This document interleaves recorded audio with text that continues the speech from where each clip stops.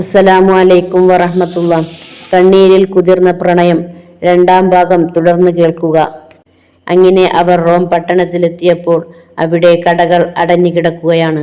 ജനത്തിരക്കുള്ള അങ്ങാടിയിൽ ജനങ്ങൾ നാലു ഭാഗത്തേക്കും ഒഴുകുകയാണ്. ചില പെൺകുട്ടികൾ തലയിൽ പൂക്കളുള്ള കൊട്ടയും ചുമന്നു പോകുന്നുണ്ട്. കാരണം രാജകുമാരി ഉമൈമ നല്ല മാല ഉണ്ടാക്കി കൊടുക്കുന്നവർക്ക് സ്വർണങ്ങൾ വിളംബരം ചെയ്തിരിക്കുന്നു. അബ്ദുള്ള പറഞ്ഞു, ഉമറെ, ഇനി നമുക്ക് നടക്കാം. രണ്ടുപേരും കുതിരപ്പുറത്തു നിന്ന് ഇറങ്ങി. എന്റെ റസൂലെ, അപ്പോഴാണ് എനിക്കൊരു കാര്യം മനസ്സിലായത്. വിശന്നിട്ട് കാൽ രണ്ടും നേരെ നിൽക്കുന്നില്ല. സഹിക്കാൻ പറ്റാത്ത വിശപ്പ്. കടകളെല്ലാം അടഞ്ഞു കിടക്കുകയാണ്. ഭക്ഷണം എവിടെ നിന്ന് കിട്ടാനാണ്? അബ്ദുള്ള പറഞ്ഞു, നമുക്ക് ഏതെങ്കിലും വീട്ടിൽ കയറി ചോദിക്കാം.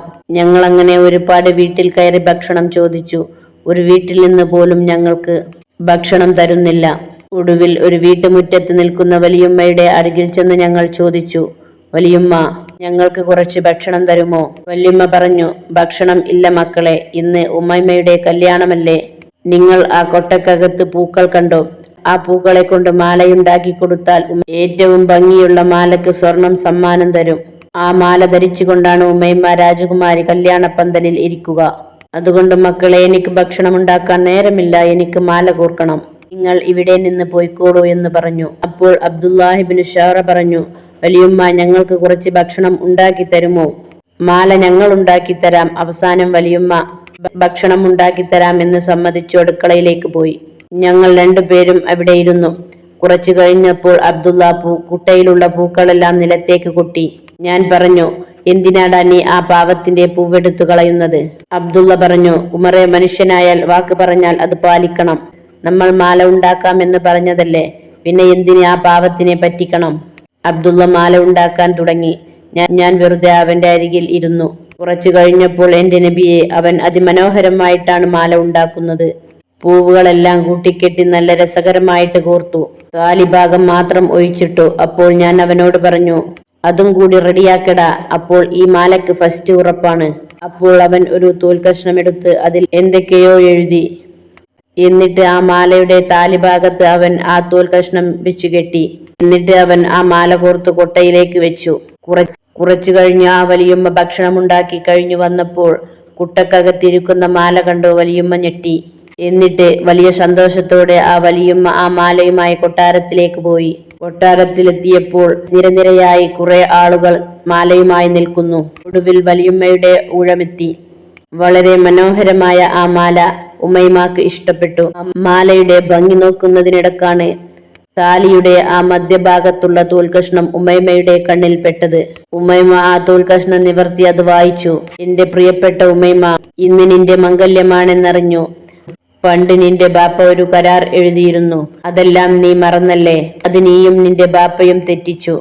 അതുകൊണ്ട് ഇന്ന് നിന്റെ കഴുത്തിൽ മിന്നുകെട്ടാൻ വരുന്നവന്റെ കഴുത്ത് ഞാൻ അറുത്ത് കൊട്ടാരത്തിൽ തോരണമായി അത് ഞാൻ തൂക്കും എന്ന് നിന്റെ പഴയകാല കളിക്കൂട്ടുകാരൻ അബ്ദുല്ലാഹിബ്നു ഷാറ. ഉമ്മൈമ കത്ത് വായിച്ചു ഞെട്ടി. വല്യമ്മയെ അരികത്തേക്ക് വിളിച്ചു. വലിയമ്മ കരുതി തനിക്ക് ഫസ്റ്റ് കിട്ടിയതാവുമെന്ന്. മറ്റുള്ള പെണ്ണുങ്ങളെല്ലാം വലിയമ്മയെ നോക്കി അസൂയപ്പെട്ടു. വലിയമ്മ ചോദിച്ചു, ഫസ്റ്റ് കിട്ടിയോ? ഉമ്മൈമ പറഞ്ഞു, ഫസ്റ്റ് വലിയമ്മക്ക് തരാം. പക്ഷേ നിങ്ങൾ പറയണം, ആരാണ് നിങ്ങൾക്ക് ഈ മാല ഉണ്ടാക്കി തന്നത്? അപ്പോൾ വലിയമ്മ പറഞ്ഞു, അത് ഞാൻ തന്നെ കോർത്തതാണ്. അപ്പോൾ ഉമൈമ വലിയമ്മയോട് പറഞ്ഞു, എന്നാൽ ഞാൻ ഒരു കുട്ട പൂവ് തരാം, നിങ്ങൾ ഇവിടെ ഇരുന്ന് കോർക്കൂ. അപ്പോൾ വലിയമ്മ കുടുങ്ങി. വലിയമ്മ പറഞ്ഞു, സത്യം പറഞ്ഞാൽ ഫസ്റ്റ് പോകുമോ? വലിയമ്മ ചോദിച്ചു. ഇല്ല, ഫസ്റ്റ് നിങ്ങൾക്ക് തന്നെ തരാം. അപ്പോൾ വലിയമ്മ നടന്ന സംഭവങ്ങളെല്ലാം വിവരിച്ചു കൊടുത്തു. അപ്പോൾ ഉമൈമ ചോദിച്ചു, വലിയമ്മ, നിങ്ങൾ എപ്പോഴെങ്കിലും ആ ചെറുപ്പക്കാരനെ ഇതിനു മുമ്പ് കണ്ടിട്ടുണ്ടോ? വലിയമ്മ പറഞ്ഞു, ഞാൻ എൻ്റെ ജീവിതത്തിൽ ഇതുവരെ അവനെ കണ്ടിട്ടില്ല. അപ്പോൾ ഉമൈമ പറഞ്ഞു, എന്നാൽ വലിയമ്മ, നിങ്ങൾ ഇതിനു മുമ്പ് ആ ചെറുപ്പക്കാരനെ കണ്ടിട്ടുണ്ട്. വലിയമ്മ, നിങ്ങൾ എൻ്റെ ചെറുപ്പത്തിൽ ഈ കൊട്ടാരം അടിച്ചുവാരിയതിനു ശേഷം എവിടെയെങ്കിലും കുത്തിയിരിക്കുമ്പോൾ വലിയമ്മയുടെ മടിയിൽ വന്നിരിക്കുന്ന പെൺകുട്ടിയെ നിങ്ങൾക്ക് ഓർമ്മയുണ്ടോ? അപ്പോൾ വലിയമ്മ പറഞ്ഞു, അത് നീയല്ലേ ഉമൈമ? അപ്പോൾ ഉമൈമ പറഞ്ഞു, എന്നാൽ എന്നെ മടിയിൽ നിന്നും തള്ളിയിട്ട് അവിടെ കയറിയിരിക്കുന്ന ഒരു പയ്യനെ നിങ്ങൾക്ക് ഓർമ്മയുണ്ടോ? അത് നാട് വിട്ടുപോയ അബ്ദുള്ളയല്ലേ? വലിയമ്മ പറഞ്ഞു. അപ്പോൾ ഉമൈമ പറഞ്ഞു, എന്നാൽ ആ അബ്ദുല്ലാഹിബ്നു ഷാറയാണ് നിങ്ങളുടെ വീട്ടിൽ വന്നയാൾ. വലിയമ്മ അബ്ദുള്ളയോട് പോയി പറയണം, ഉമൈമ ഒരിക്കലും വാക്ക് ലംഘിച്ചിട്ടില്ല. ഈ ഉമൈമ ഒരുപാട് കാലം അവനെയും കാത്തിരുന്നു. ഒടുവിൽ അവന്റെ വിവരം ഒന്നുമില്ലാതെ ആയപ്പോൾ വാപ്പാന്റെ നിർബന്ധത്തിന് വഴങ്ങിയതാണ് ഞാൻ കാരണം ഒരാളുടെയും ചോര ഇവിടെ പൊടിയാൻ പാടില്ല. അബ്ദുള്ള തലവെട്ടാൻ ഒരുങ്ങിയാൽ എന്റെ ഉപ്പാന്റെ പട്ടാളക്കാർ അവന്റെ തലവെട്ടും. അതുകൊണ്ട് വലിയമ്മ അവനോട് പറയണം എല്ലാം ക്ഷമിച്ചു ഒരൽപ്പം കൂടി കാത്തിരിക്കാൻ. ഇന്ന് രാത്രി ഞാൻ ചെറുപ്പത്തിൽ കുളിക്കാൻ പോയിരുന്ന കുളിക്കടവിലേക്ക് പോകുന്നുണ്ട്. എന്റെ ബാക്കിലും മുൻപിലുമായി 200 തോഴികൾ വെച്ച് 400 തോഴികളുടെ മധ്യത്തിലായിട്ട് ഞാനുണ്ടാകും. കുളി കഴിഞ്ഞ് തിരിച്ചു വരുന്ന വഴിയിൽ ഏതെങ്കിലും ഒരു കുറ്റിക്കാട്ടിൽ ഒളിഞ്ഞിരുന്ന് എന്നെ ഒന്ന് വിളിക്കാൻ പറയണം. ഞാൻ കൂടെ വന്നുകൊള്ളാമെന്നും പ്രശ്നങ്ങൾ ഉണ്ടാക്കരുതെന്നും ഞാൻ കൂടെ വരാമെന്നും അവനോട് പറയണം. ബുദ്ധിപൂർവം കാര്യങ്ങൾ നീക്കണമെന്നും പ്രശ്നങ്ങൾ ഉണ്ടാക്കരുതെന്നും അവനോട് പറയണം. വലിയമ്മ അബ്ദുള്ളാന്റെ അരികിൽ ചെന്ന് പറഞ്ഞു, മോനെ, ആ പെണ്ണ് നല്ല പെണ്ണാണ്. അവൾ കരാർ ലംഘിച്ചിട്ടില്ല. നിന്റെ ഒരു വിവരവും ഇല്ലാത്തത് കൊണ്ടാണ് അവൾ ഈ കല്യാണത്തിന് സമ്മതിച്ചത്. അങ്ങനെ ഉമൈമ രാജകുമാരി പറഞ്ഞ കാര്യങ്ങളെല്ലാം വലിയമ്മ അബ്ദുള്ളയെ അറിയിച്ചു. അപ്പോൾ അബ്ദുള്ള പറഞ്ഞു, അല്ല ഉമറെ, കാര്യങ്ങളെല്ലാം മാറി മറയുകയാണല്ലോ. അങ്ങനെ ഞങ്ങൾ ഉമൈമ പറഞ്ഞതുപോലെ കുറ്റിക്കാട്ടിൽ ഒളിച്ചിരുന്നു. സന്ധ്യ മയങ്ങി, എങ്ങും ഇരുട്ട് വ്യാപിച്ചു. കുറെ നേരം ഇരുന്നിട്ടും ആരെയും കാണുന്നില്ല. എനിക്ക് കലി കയറി. ഞാൻ പറഞ്ഞു, അബ്ദുള്ള, ആ സ്ത്രീകൾ നമ്മെ പറ്റിക്കാൻ എടുത്ത പണിയാണിത്. എന്നിട്ട് ഞാൻ പറഞ്ഞു, നമുക്ക് എല്ലാറ്റിനെയും ഒന്ന് ചുരുട്ടി കൂട്ടിയാലോ. അപ്പോൾ അബ്ദുള്ള പറഞ്ഞു, ഒന്നും മിണ്ടാതിരിക്കു ഉമറെ, ഒരു വെളിച്ചം കാണുന്നു. ആരോ വരുന്നുണ്ട്. അപ്പോൾ ഒരു പട്ടാളക്കാരൻ പന്തവും പിടിച്ച് മുൻപിൽ നടക്കുന്നു. ബാക്കിൽ പെൺകുട്ടികൾ പാട്ടും പാടിക്കൊണ്ടുവരികയാണ്. ആ സമയത്ത് ഞങ്ങൾ അനങ്ങിയില്ല. കുളി കഴിഞ്ഞ് തിരിച്ചു വരുമ്പോൾ 400 പെൺകുട്ടികൾക്ക് മധ്യത്തിൽ വരുന്ന ഉമൈമയുടെ വസ്ത്രത്തിന്റെ തലപ്പ് പിടിച്ചു അബ്ദുള്ള കാട്ടിലേക്ക് വലിച്ചു. മറ്റുള്ളവർ നീണ്ട യാത്രയിലാണ്. ബാല്യകാല സ്നേഹതീരത്തിന്റെ ആ ഓർമ്മകൾ 2 ഇണക്കുരുവികളിലും അലയടിച്ചു. അബ്ദുള്ള ഒരു കുതിരപ്പുറത്ത് അവളെ ഇരുത്തി. മറ്റേ കുതിരയിൽ ഞങ്ങൾ 2 പേരും കയറി. അതിവേഗം കുതിരയെ പായിച്ചു. പക്ഷേ രാത്രിയായപ്പോൾ കുതിരക്ക് കണ്ണിന് മനസ്സിലാകില്ല എന്ന് തോന്നിയപ്പോൾ ഞാൻ പറഞ്ഞു, അബ്ദുള്ള, ഈ സമയത്തുള്ള യാത്ര നമുക്ക് പ്രയാസമാകും. അതുകൊണ്ട് നമുക്ക് എവിടെയെങ്കിലും കൂടാരം കെട്ടി വിശ്രമിക്കാം. കുറച്ച് വെളിച്ചം വന്നതിന് ശേഷം നമുക്ക് യാത്ര തുടരാം. അങ്ങനെ ഞങ്ങൾ മരുഭൂമിയിൽ 3 കൂടാരം കെട്ടി. 3 പേരും ഓരോ കൂടാരത്തിൽ വിശ്രമിച്ചു. ഉമൈമ വിശ്രമിച്ചത് നടുവിലുള്ള കൂടാരത്തിലാണ്. ഈ സമയത്ത് കൊട്ടാരത്തിൽ രാജാവ് എല്ലാവരെയും വരവേറ്റു തുടങ്ങിയിരുന്നു. അപ്പോൾ രാജാവിന് തോന്നി രാജകുമാരിയെ കതിർ മണ്ഡപത്തിൽ കൊണ്ടുവന്നിരുത്തണമെന്ന്. രാജാവ് രാജകുമാരിയെ അന്വേഷിച്ചു. എവിടെയും കാണുന്നില്ല. തോഴിമാർ പലയിടത്തും നോക്കി. അവിടെയൊന്നും രാജകുമാരിയെ കാണുന്നില്ല. ഒടുവിൽ രാജകുമാരിയുടെ മുറിയിൽ ചെന്ന് നോക്കി. അവിടെ നിന്നും ഒരു കത്ത് കിട്ടി. കത്ത് വായിച്ചു നോക്കിയപ്പോൾ രാജാവ് ഞെട്ടി.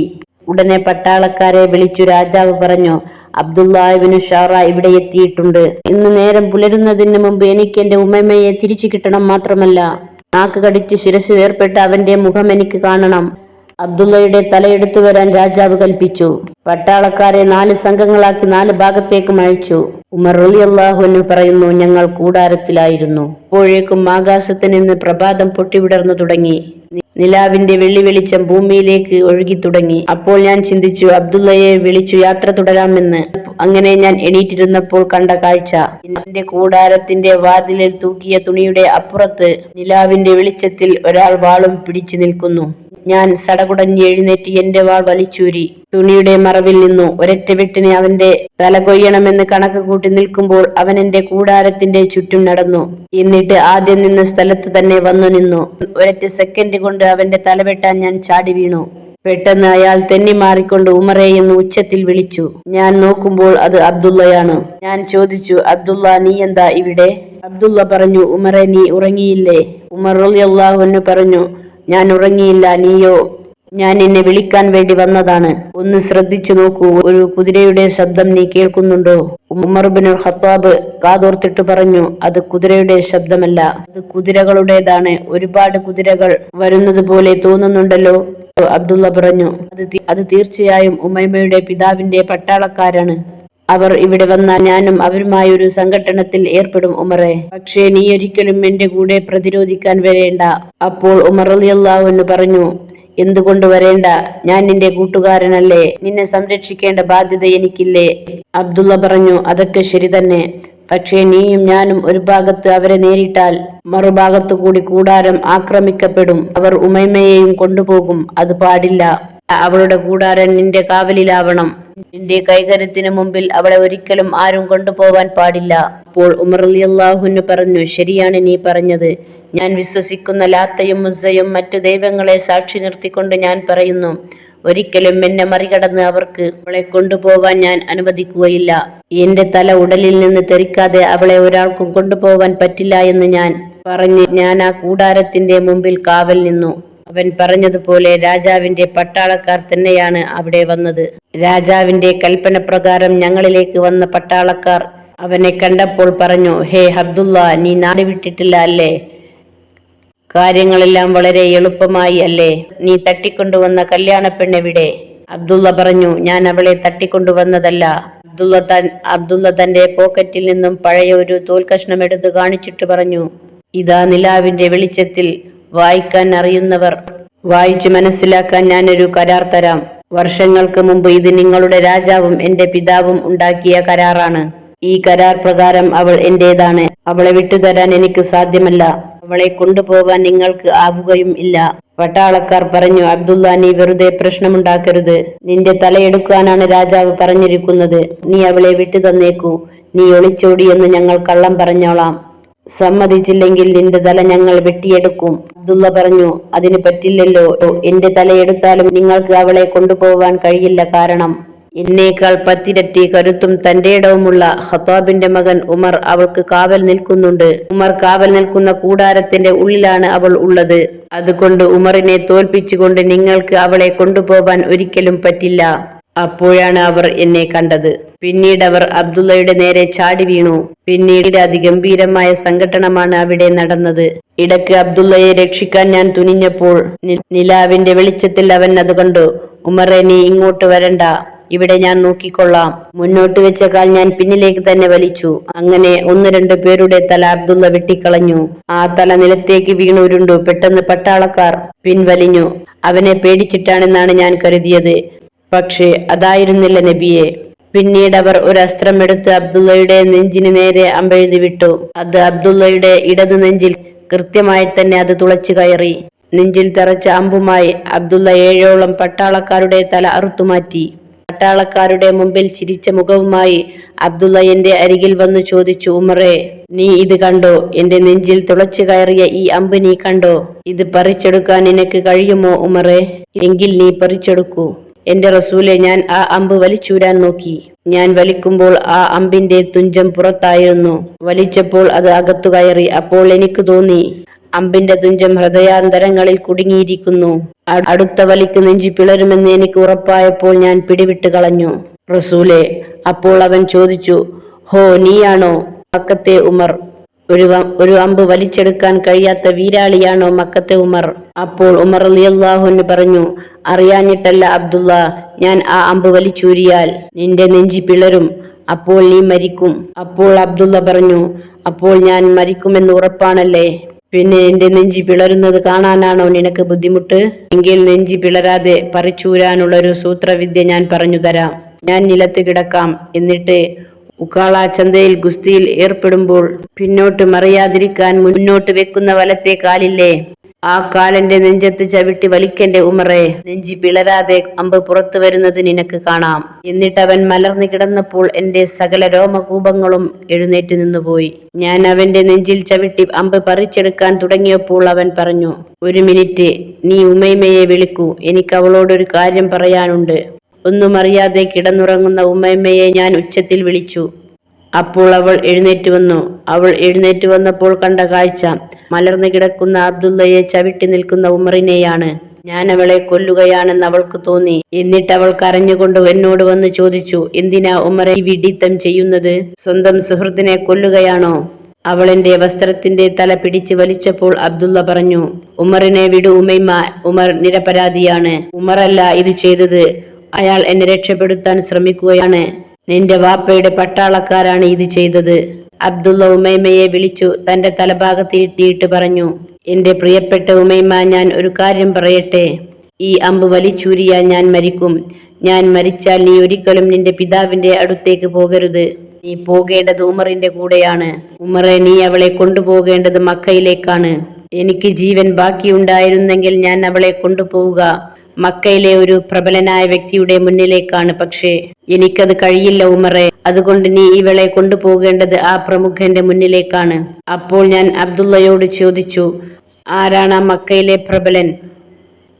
അബുൽ ഹക്കമാണോ, ഉത്ബയാണോ, ഷൈബയാണോ, വലീദാണോ, അസ്വദാണോ? ആരാണ് മക്കത്തെ പ്രബലൻ? ആരാണ് പറ അബ്ദുള്ള. ഹേയ്, അവരൊന്നുമല്ല. അവരെല്ലാം പ്രബലരാണെങ്കിൽ എന്തുകൊണ്ട് ഖത്താബിന്റെ മകൻ ഉമർ ആ കൂട്ടത്തിൽ പെടുകയില്ല? നിങ്ങളൊന്നും പ്രബലരല്ല ഉമറെ. മക്കത്തൊരു പ്രബലനുണ്ട്. ആ മഹാമനുഷ്യനെ നീ കണ്ടിട്ടുണ്ട്, പക്ഷേ നീ കൽബ് കൊണ്ട് അറിഞ്ഞിട്ടില്ല. ഞാൻ കണ്ടിട്ടില്ല, പക്ഷേ എന്റെ കൽബ് കൊണ്ട് ഞാൻ അറിഞ്ഞിട്ടുണ്ട്. അങ്ങനെ ഒരു പ്രബലനായ മനുഷ്യനുണ്ട് മക്കയിൽ. ആരാണെന്നറിയുമോ നിനക്ക്? അബ്ദുള്ള എന്റെ മുഖത്ത് നോക്കി പറഞ്ഞൊരു പേരുണ്ട്, പരിശുദ്ധ റസൂൽ മുഹമ്മദ് മുസ്തഫ സല്ലല്ലാഹു അലൈഹി വസല്ലം. ഞാൻ ആ പേര് കേട്ടപ്പോൾ മുഖം തിരിച്ചു കളഞ്ഞു. കാരണം അന്നെന്റെ കൽബിന്റെ അകത്ത് വെറുപ്പായിരുന്നു അങ്ങയോട്. അപ്പോൾ അവളോട് അവൻ പറഞ്ഞു, ഉമൈമ, മുഹമ്മദ് നബി സല്ലല്ലാഹു അലൈഹി വസല്ലമയുടെ പേര് കേൾക്കുമ്പോൾ ഉമറിന് വല്ലാത്ത നീരസമാണ്. ഉമർ കൊണ്ടുപോയില്ലെങ്കിലും നീ എങ്ങനെയെങ്കിലും അവിടെ പോകണം. ആ മക്ക എങ്ങനെയെങ്കിലും നീ കണ്ടുപിടിക്കണം. ഇങ്ങനെ ഒരു അബ്ദുള്ള ജീവിച്ച കഥ നീ പറഞ്ഞു കൊടുക്കണം. മരിക്കുന്നതിന് മുമ്പ് എനിക്കൊരാഗ്രഹം കൂടി ബാക്കിയുണ്ട്. നിന്റെ നാവ് കൊണ്ട് എനിക്കൊരു വാക്കു കേൾക്കാൻ. ഉമൈമ കരഞ്ഞുകൊണ്ട് ചോദിച്ചു, എന്താണത്? നിന്റെ ഹൃദയത്തിൽ സത്യത്തിന്റെ വിത്തിറക്കി വിളവെടുക്കാൻ പാകമാണെങ്കിൽ വിശുദ്ധമായ ഷഹാദത്തിന്റെ വചനമൊന്ന് ഉച്ചരിക്കണം ഉമൈമ. എനിക്കത് കേൾക്കണം. നിന്റെ ഹൃദയാന്തരങ്ങളിൽ സൂക്ഷിച്ചു വെച്ചിട്ട് നാവ് കൊണ്ട് നീ അത് വിളിച്ചു പറയണം. അഷ്ഹദു അല്ലാ ഇലാഹ ഇല്ലല്ലാഹ് വ അഷ്ഹദു അന്ന മുഹമ്മദർ റസൂലുള്ളാഹ്. അത് കേട്ടപ്പോൾ അവൾ പൊട്ടിക്കരഞ്ഞുകൊണ്ട് ഷഹാദത്തിന്റെ വിശുദ്ധ മന്ത്രം അവൾ ഉച്ചരിച്ചു. അബ്ദുള്ള പറഞ്ഞു, സമാധാനമായി എനിക്ക്. എന്റെ പ്രിയപ്പെട്ട ഉമൈമ, എനിക്ക് സന്തോഷമായി. ഇനി നീ തിരിച്ചു പോയിക്കോളൂ കൂടാരത്തിലേക്ക്. എന്റെ ഒടുക്കത്തെ അന്ത്യം കാണാൻ എന്റെ പെണ്ണിന് കഴിയില്ല. കരയുന്ന കണ്ണുമായി അവളെ കൂടാരത്തിലേക്ക് നിർബന്ധിച്ച് പറഞ്ഞയച്ചിട്ട് അവൻ പറഞ്ഞു, ഉമറെ, ഒരുപാട് നേരമായില്ലേ നീ എന്റെ നെഞ്ചിൽ ചവിട്ടി നിൽക്കാൻ തുടങ്ങിയിട്ട്? നിന്റെ കാലൊന്നും മാറ്റണം. ഉമർ റളിയല്ലാഹു അൻഹു പറഞ്ഞു, നീ പറഞ്ഞിട്ടല്ലേ ഞാൻ ചവിട്ടിയത്? അതെ. പറയുമ്പോൾ ഞാൻ മറ്റൊരു കാര്യം മറന്നുപോയി. ഇപ്പോഴാണ് എനിക്ക് ഓർമ്മ വന്നത്. എന്റെ മനസ്സിന്റെ ഉള്ളിൽ മുഹമ്മദ് നബി സല്ലല്ലാഹു അലൈഹി വസല്ലമയെ കുറിച്ചുള്ള മായാത്ത ഓർമ്മകളും ചിന്തകളും എന്റെ മനസ്സിലുണ്ട്. ആ മുത്ത് റസൂലിന്റെ ഓർമ്മകൾ ജീവിക്കുന്ന കൽബിന്റെ മുകളിൽ കാലെടുത്തു വെക്കാൻ ഞാൻ ഒരു ശക്തിയെയും അനുവദിക്കില്ല. കാലെടുത്തു മാറ്റണം ഉമറെ, എന്നിട്ട് നീ അമ്പ് പറിക്കണം. എന്റെ നെഞ്ചി പിളരട്ടെ ഉമറെ. ഉമർ ഇബ്നുൽ ഖത്താബ് റളിയല്ലാഹു അൻഹു കാലെടുത്തു മാറ്റി. ഒരു സെക്കൻഡ് കൊണ്ട് അമ്പ് വലിച്ചൂരി. ആ വലിയുടെ ശക്തിയിൽ അബ്ദുള്ള എഴുന്നേറ്റിരുന്നു. നെഞ്ചി പിളർന്നു ചോര എന്റെ മുഖത്തേക്ക് തെറിച്ചു. അവൻ താഴേക്ക് വീണു മലർന്നു കിടന്നു. വിശുദ്ധ ഷഹാദത്തിന്റെ മന്ത്രം ഉച്ചരിച്ചുകൊണ്ട് അവൻ പുഞ്ചിരിച്ചുകൊണ്ട് കണ്ണടച്ചു. ഞാൻ അവന്റെ മയ്യത്ത് വാരിയെടുത്തു ഉമൈമയിരിക്കുന്ന കൂടാരത്തിന്റെ ഉള്ളിൽ കൊണ്ടുപോയി കിടത്തി. ആ മയ്യത്ത് കണ്ടവൾ വാവിട്ട് നിലവിളിച്ചു. പെട്ടെന്ന് കോപം കൊണ്ട് ഉറയിലിട്ട വാൾ ഞാൻ വലിച്ചൂരി. ഞാൻ എന്റെ വാൾ പിടിച്ചു പുറത്തിറങ്ങുമ്പോൾ ഉമൈമ എന്റെ കൈ പിടിച്ചു ചോദിച്ചു, ഉമർ എങ്ങോട്ട് പോകുന്നു? ഞാൻ പറഞ്ഞു, എന്റെ പ്രിയപ്പെട്ട കൂട്ടുകാരനെ കൊല്ലാക്കൊല ചെയ്തവരോട് എനിക്ക് പ്രതികാരം വീട്ടണം. അപ്പോൾ ഉമൈമ പറഞ്ഞു, എങ്കിൽ ഞാനും നിന്റെ കൂടെ വരും. നിനക്ക് അബ്ദുള്ളയോട് ഇന്നലെ കണ്ട ബാധ്യതയാണെങ്കിൽ എനിക്ക് കൊച്ചുകുട്ടിയായിരുന്നപ്പോൾ കണ്ട ബാധ്യതയുണ്ട്. മരിച്ചിട്ടും കയ്യിൽ നിന്ന് വിടാത്ത അബ്ദുള്ളയുടെ ആ ചോര പുരണ്ട വാൾ ഉമൈമ കയ്യിലെടുത്തു. എന്നിട്ട് അവൾ പറഞ്ഞു, ഏതൊരു പ്രവാചകന്റെ നാമം എന്റെ നാവ് കൊണ്ട് ഞാൻ ഉച്ചരിച്ചുവോ, ഏത് ജഗനിയന്താവായ പടച്ചവന്റെ നാമം എന്റെ നാവ് കൊണ്ട് ഉച്ചരിച്ചുവോ, ആ പടച്ചവൻ തന്നെ സാക്ഷി, ഞാൻ നിന്റെ കൂടെ വരും ഉമറെ. അവളെ അവിടെ നിർത്തിപ്പോയാൽ പട്ടാളക്കാരെ കൊണ്ടുപോകുമെന്ന് ഭയന്ന് ഞാൻ അവളെ കൂടെ കൂട്ടി. നിനക്കെന്റെ കൂടെ വരാം, പക്ഷേ നിന്നെ രക്ഷിക്കുമെന്ന് അവന് ഞാൻ വാക്ക് കൊടുത്തിട്ടുണ്ട്. അതുകൊണ്ട് നീ എന്റെ പിറകിൽ നിൽക്കണം. നിന്റെ ഒരു കൈ എന്റെ കൈയിലേക്ക് തരണം. പട്ടാളക്കാർ പുറകിലൂടെ വന്നാൽ നീ നോക്കിയാൽ മതി. അങ്ങനെ അവളുടെ ഇടതു കൈ ചേർത്തു പിടിച്ചു അവർ കൂടാരത്തിൽ നിന്ന് ഇറങ്ങി. അപ്പോൾ താഴ്വാരത്ത് ഒളിഞ്ഞിരിക്കുന്നവർ വീണ്ടും വന്നു. അവരുമായി ഞാൻ വാശിയോടെ പൊരുതി. എന്റെ വാൾപ്പയറ്റിന്റെ മുമ്പിൽ പിടിച്ചു നിൽക്കാൻ കഴിയാതെ അവർ പിന്തിരിഞ്ഞു.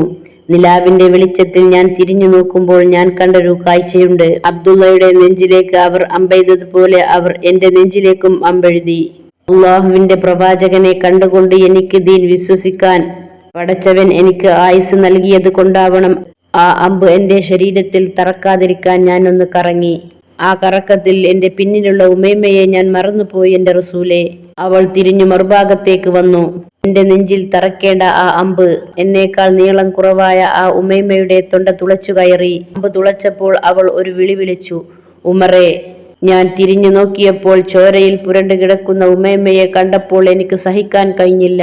എന്റെ റസൂലെ, ഞാൻ എന്റെ വാളുമായി പട്ടാളക്കാരുടെ ഇടയിലൂടെ അലറി വിളിച്ചുകൊണ്ടും പൊട്ടിച്ചിരിച്ചുകൊണ്ടും സമനില തെറ്റിയ പോലെ ഞാൻ താണ്ഡവമാടി പൊരുതി. പട്ടാളക്കാരെല്ലാം ഓടിമറഞ്ഞപ്പോൾ ഉമൈമ ഈ ലോകത്തോട് വിട പറഞ്ഞിട്ടുണ്ടാകും എന്ന് കരുതി ഞാൻ തിരിച്ചു വന്നു. അപ്പോൾ അവളിൽ ചില നിരക്കവും ഇളക്കവും ഞാൻ കണ്ടു. ഞാൻ അവളെ മലർത്തി കിടത്തി. ചോരയിൽ പുരണ്ട മുഖം. പെട്ടെന്ന് അവൾ കണ്ണു തുറന്ന് എന്നോട് ചോദിച്ചു, ഉമറേ, നീ എനിക്കൊരു ഉപകാരം ചെയ്യുമോ? എന്നെ ഒന്ന് അബ്ദുള്ളയുടെ അടുത്ത് കൊണ്ടുപോയി കിടത്തുമോ? ഞാൻ അവളെ വാരിയെടുത്ത് അബ്ദുള്ളയുടെ അരികിൽ കൊണ്ടുപോയി കിടത്തി. അബ്ദുള്ള, നീ പോയ മാർഗത്തിലേക്ക് എന്റെ ഉപ്പാന്റെ പട്ടാളക്കാർ എന്നെയും പറഞ്ഞു വിട്ടിരിക്കുന്നു.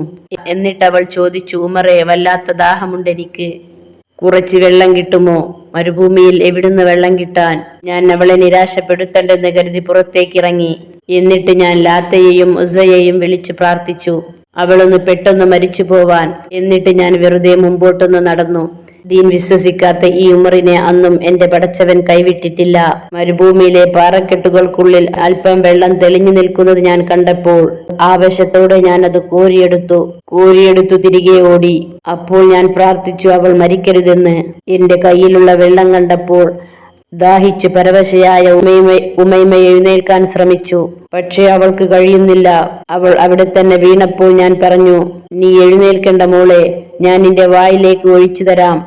അവൾ ആർത്തിയോടെ വായ തുറന്നു. എന്റെ കയ്യിലുള്ള വെള്ളം ഞാൻ അവളുടെ വായിലേക്ക് ഒഴിച്ചു കൊടുക്കുമ്പോൾ മനസാക്ഷിയുള്ളവർക്ക് കണ്ടു നിൽക്കാൻ പറ്റാത്ത കാഴ്ചയാണ് ഞാൻ കണ്ടത്. അമ്പ് തറച്ച ദ്വാരത്തിലൂടെ ചോരയും പതയുമായി വെള്ളം പുറത്തേക്ക് ഒലിച്ചു വരുന്ന ദാരുണമായ കാഴ്ച.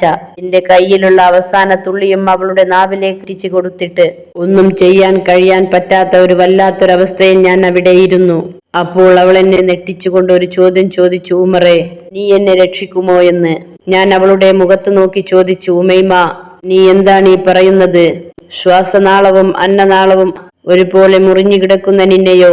പിൽക്കാലത്ത് കറാമത്തുകൾ ഒരുപാട് കാണിച്ച ഉമർ ഇബ്നുൽ ഖത്താബ് റളിയല്ലാഹു അൻഹു പറയുന്നു, നിന്നെ രക്ഷിക്കാൻ എന്റെ കയ്യിൽ മായാജാല വിദ്യകളൊന്നുമില്ല. എന്നെ രക്ഷപ്പെടുത്തേണ്ടത് ജീവിതത്തിലേക്കല്ല, മരണത്തിലേക്കാണ്. ഒരുപാട് നേരമായി ഈ അമ്പ് തറച്ചു കിടക്കുന്നു. ഈ അമ്പൊന്ന് പറിച്ചു മാറ്റി, അസഹ്യമായ വേദനയൊന്ന് മാറ്റി എനിക്കൊന്ന് മരിക്കണം ഉമറേ. ഞാൻ പറഞ്ഞു, എന്റെ മോളെ, നിന്റെ ചങ്കിൽ നിന്നും അമ്പ് പറിച്ചൂരി മാറ്റുവാനുള്ള കൈകരുത്തെനിക്കില്ല. അബ്ദുള്ള ആണായിരുന്നു. നീയൊന്ന് പറിക്കട എന്ന് പറഞ്ഞപ്പോൾ ഞാൻ പറിച്ചു മാറ്റിയിട്ടുണ്ട്. നീ ഒരു പെണ്ണല്ല ഉമൈമ. അവൾ പറഞ്ഞു, നീ പറയുന്നതെന്നും എനിക്ക് കേൾക്കണ്ട. നീ ഈ അമ്പൊന്ന് പറിച്ചു തരൂ ഉമറേ. നീയൊന്ന് ഈ അമ്പ് പറിച്ചു താ ഉമറേ. ഞാൻ ചോദിച്ചു, നിന്റെ മുഖത്ത് നോക്കി ഞാൻ ഈ അമ്പ് എങ്ങനെ പറിക്കും ഉമൈമ? അവസാനം അവളുടെ ആഗ്രഹം സഫലീകരിക്കാൻ വേണ്ടി ഞാൻ അവളുടെ മുഖത്ത് നോക്കാതെ ആ അമ്പ് വലിച്ചു. പക്ഷേ ലക്ഷ്യത്തിലേക്കല്ല എന്ന് തോന്നിയത് കൊണ്ടാവണം. പക്ഷേ കാരിരുമ്പിന്റെ കരുത്തുള്ള അവൾ എന്റെ കൈ പിടിച്ചു. അമ്പിന്റെ തുഞ്ചത്ത് കൊണ്ടുപോയി എന്റെ കൈ വെച്ചിട്ട് പറഞ്ഞു, വലിക്കണം ഉമറേ, ഏതായാലും അവൾ മരിക്കും. ഞാൻ അമ്പ് പിടിച്ചു ഒരൊറ്റ വലി. അമ്പ് പുറത്തേക്ക് വന്നു. ഞാൻ തിരിഞ്ഞു നോക്കിയപ്പോൾ ചോര ചാലിട്ടൊഴുകുന്ന ഉമൈമയെയാണ് ഞാൻ കണ്ടത്. അവൾ എന്തോ പറയാൻ ശ്രമിക്കുന്നുണ്ട്. അതൊരു വസിയത്താകുമെന്ന് കരുതി അവളുടെ ചുണ്ടിലേക്ക് ഞാൻ എന്റെ ചെവി വെച്ചു. പക്ഷേ അവൾ പരിശുദ്ധ ഷഹാദത്ത് കലിമ ഉരുവിടുകയായിരുന്നു. 2 ഇണക്കുരുവികളും ഈ ലോകത്തോട് വിട പറഞ്ഞു. ചെറുപ്പത്തിൽ ഒരുമിച്ച് കളിച്ചും സ്നേഹിച്ചും ജീവിച്ചവർ മരിച്ചതും ഒരുമിച്ചു തന്നെ. 2 പേരുടെയും മയ്യത്ത് അവിടെ തന്നെ ഞാൻ മറവ് ചെയ്തു. എന്നിട്ട് ഞാൻ നേരെ മക്കയിലേക്ക് വന്നു. ഈ കഥ ഞാൻ ആരോടും പറഞ്ഞില്ല റസൂലേ. കുറച്ചു നാളുകൾക്ക് ശേഷം മക്കയിലെ ദാറുനദ്വ എന്ന വീട്ടിൽ വെച്ചൊരു പരസ്യം നടന്നു. എന്റെ ഉമ്മാന്റെ സഹോദരനായ അബൂജാഹിലാണ് വിളംബരം നടത്തിയത്. അബൂജഹൽ അള്ളാഹുവിന്റെ റസൂലായ അങ്ങയെ വധിക്കുവാനുള്ള ദൗത്യം എന്നെയാണ് ഏൽപ്പിച്ചത്. സഫ മർവ മലകൾക്കിടയിലൂടെ ഞാൻ നിങ്ങളെയും തേടി അലഞ്ഞു. വഴിയിൽ വെച്ച് എന്റെ ഫാത്തിമ നിങ്ങളിൽ വിശ്വസിച്ചതായി ഞാൻ അറിഞ്ഞു. കുടുംബത്തിന് മാനക്കേടുണ്ടാക്കിയ അവളെ ആദ്യം കൊല്ലാൻ എന്ന് ഞാൻ തീരുമാനിച്ചു. അവളുടെ വീട്ടിൽ ഞാൻ എത്തിയപ്പോൾ ത്വഹ എന്ന സൂറത്ത് എന്നെ പിടിച്ചു കുലുക്കി. ആ സൂറത്ത് എന്റെ കൽബിൽ വരുത്തിയ സ്വാധീനം ദീനിനെ അടുത്തറിയാൻ എന്നെ സഹായിച്ചു. എന്റെ പെങ്ങളെയും അവളുടെ ഭർത്താവിനെയും ഞാൻ ഒരുപാട് മർദ്ദിച്ചിരുന്നു. അങ്ങനെ റസൂലെ, അങ്ങയെ കാണണമെന്നുള്ള ആഗ്രഹം ഞാൻ അവരോട് പ്രകടിപ്പിച്ചപ്പോൾ അവർ ഭയന്നുകൊണ്ട് മനസ്സില്ലാ മനസ്സോടെ ദാറുൽ ഹർക്കം എന്ന ആ ഈത്തപ്പന ഓല കൊണ്ട് മേഞ്ഞ കൊച്ചു വീട് പറഞ്ഞു തന്നു. ഉടനെ കയ്യിൽ പിടിച്ച വാളുമായി ഞാൻ കുതിരപ്പുറത്ത് വരുന്നത് കണ്ട് എന്നേക്കാൾ കുറച്ച് ദിവസങ്ങൾക്ക് മുമ്പ് ദീൻ വിശ്വസിച്ച ഹംസ റളിയല്ലാഹു അൻഹു ആ വീടിന്റെ വാതിക്കൽ നിന്നുകൊണ്ട് വിളിച്ചു പറഞ്ഞ ആ വാക്ക് എന്റെ കാതിൽ ഇന്നും മുഴങ്ങുന്നുണ്ട്. റസൂലേ, ഉമറെ, നീ നല്ല ഉദ്ദേശത്തോടെയാണ് വരുന്നതെങ്കിൽ ഉമറിന് നല്ലതാണ്, അല്ലെങ്കിൽ ഉമറിന്റെ തല വെട്ടി ഞാൻ കുഴിച്ചു മൂടുക തന്നെ ചെയ്യുമെന്ന് പറഞ്ഞ ഹംസ റളിയല്ലാഹു അൻഹുവിന്റെ കൈക്കരുത്തിന് മുമ്പിൽ ഞാൻ തളർന്നു പോയി. അപ്പോഴാണ് അകത്ത് നിന്ന് കാരുണ്യത്തിന്റെ പ്രവാചകനായ അങ്ങ് വിളിച്ചു പറഞ്ഞത്, ഉമറിനെ വിട്ടേക്കൂ എന്ന്. ഹംസ റളിയല്ലാഹു അൻഹുവിന്റെ മുൻപിലൂടെ ഞാൻ നിങ്ങളിലേക്ക് വന്നപ്പോൾ നിങ്ങൾ എഴുന്നേറ്റ് എന്നിലേക്ക് വന്നു. എന്നിട്ട് നിങ്ങൾ എന്നെ ചേർത്ത് പിടിച്ചു, നിങ്ങളുടെ നെഞ്ചിലേക്ക് എന്നെ അണച്ചുകൂട്ടി. കാരിരുമ്പിന്റെ ശക്തിയും കെട്ടുറപ്പുമുള്ള എന്റെ നെഞ്ചിലേക്ക് ഷഹാദത്തിന്റെ വിശുദ്ധ മന്ത്രം ആഴ്ന്നിറങ്ങി. ഉമർ റളിയല്ലാഹു അൻഹു ദീനിലേക്ക് വന്നപ്പോൾ 7 വാനലോകത്തും മലക്കുകൾ തക്ബീർ മുഴക്കി സന്തോഷഭരിതരായി. ഉമർ റളിയല്ലാഹു അൻഹു പറയുന്നു, എന്റെ കൽബിലേക്ക് പരിശുദ്ധ ഇസ്ലാമിനെ പറിച്ചു നട്ടു തന്നപ്പോൾ എന്റെ കൽബ് വിങ്ങിയത് അബ്ദുള്ള, ഉമൈമ എന്ന 2 ഇണക്കുരുവികളെ കുറിച്ചുള്ള ഓർമ്മകളാണ്. അവരുടെ ഓർമ്മകളാണ് എന്റെ കൽബിൽ പിടഞ്ഞത് എന്ന് റസൂലുള്ളാഹിയോട് പറഞ്ഞ് റസൂലുള്ളാഹി സ്വല്ലല്ലാഹു അലൈഹി വസല്ലമയുടെ മുന്നിലിരുന്ന് കരഞ്ഞുകൊണ്ടിരിക്കുമ്പോൾ മുത്തുനബി സ്വല്ലല്ലാഹു അലൈഹി വസല്ലം ഉമർ റളിയല്ലാഹു അൻഹുവിന്റെ തോളത്ത് തട്ടിക്കൊണ്ട് പറഞ്ഞു, ഉമറേ, എന്തൊരു കഥയാണിത്. സത്യത്തിൽ ഖദീജ ബീവിയുടെ വേദനകൾ ഞാൻ മറന്നുപോയി. അതെ, കഥ തുടങ്ങിവെച്ചത് ഖദീജ ബീവിയുടെ വഫാത്തിന്റെ വേദനയിൽ നിന്നും നബി സല്ലല്ലാഹു അലൈഹി വസല്ലമ തങ്ങൾക്ക് ഒരാശ്വാസം കിട്ടുവാൻ വേണ്ടിയാണ്. സത്യത്തിൽ നമ്മൾ മറന്നു പോകരുത് സ്നേഹതീരം എവിടെയാണെന്ന്. ആ സ്നേഹതീരം മറ്റെവിടെയുമല്ല, തന്റെ വഫാത്തിന്റെ നേരത്ത് പോലും യാ ഉമ്മത്തി എന്ന് പറഞ്ഞ്, എന്റെ ഉമ്മത്തി എന്ന് പറഞ്ഞ് കരഞ്ഞ ആ സ്നേഹതീരം എവിടെയാണോ അവിടെയാണ്. തന്റെ ഉമ്മത്തിനെ ഓർത്ത് കരഞ്ഞ ആ റസൂൽ സല്ലല്ലാഹു അലൈഹി വസല്ലമ എവിടെയാണോ അവിടെയാണ് സ്നേഹതീരം. ആ സ്നേഹതീരത്തിന്റെ അടുത്തു ചെന്ന്, ആ റൗള ഷരീഫിന്റെ അടുത്തു ചെന്ന് കൽബ് തുറന്നൊന്ന് സലാം ചൊല്ലുവാൻ അള്ളാഹു നമുക്ക് തൗഫീക്ക് ചെയ്യട്ടെ. ആമീൻ യാ റബ്ബൽ ആലമീൻ. ഇതോടെ കണ്ണീരിൽ കുതിർന്ന പ്രണയം എന്ന കഥയ്ക്ക് വിരാമം കുറിക്കുകയാണ്.